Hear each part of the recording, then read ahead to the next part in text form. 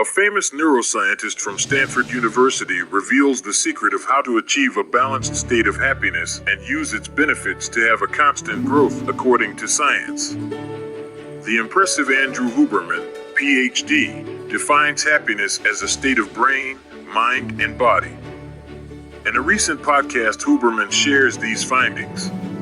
This study identified that with powerful everyday techniques that few of us consider important, chemical neuromodulators in our system can be conditioned to generate internal states of happiness.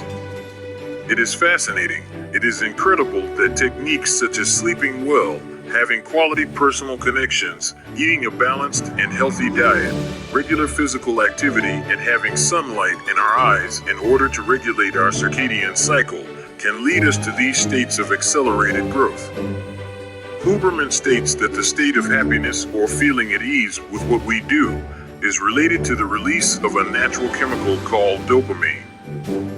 Dopamine is in the ability to regulate our energy and the availability of the body to be in action. This neuromodulator acts in conjunction with serotonin and acetylcholine to determine the mood of a person. Now, on the other hand, new studies conducted at Harvard University showed that the amount of income a person has does not determine happiness, because money can only help to release some stress, as having the ability to lead a life without debt or making work more flexible with collaborators will only help a person's life to be with a low stress load. Another impressive study conducted by Stanford University found that if you analyze the behavior and level of happiness of a person who for some reason has lost mobility in their legs and a person who has just won the lottery, their levels of happiness are very different. On the one hand, there is sadness, frustration, hopelessness, and on the other hand, a very high level of happiness, euphoria, etc. But only 1 year later, these two people tend to balance their mood and happiness. They would not have the same levels of happiness, but certainly both people are in emotional balance. In summary, happiness clearly depends on more quality social connections, physical health, mental health, creative health, deep rest, proper nutrition, efficient stress management.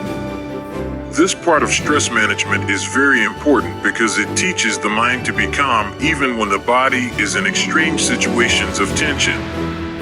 This can be achieved with actions such as breath control like superoxygenation breathing techniques, exposure to cold water or ice baths, high-intensity interval exercises, among many more, just to mention a few.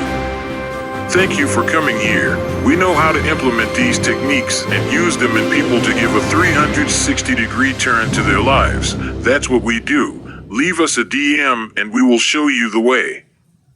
Greetings.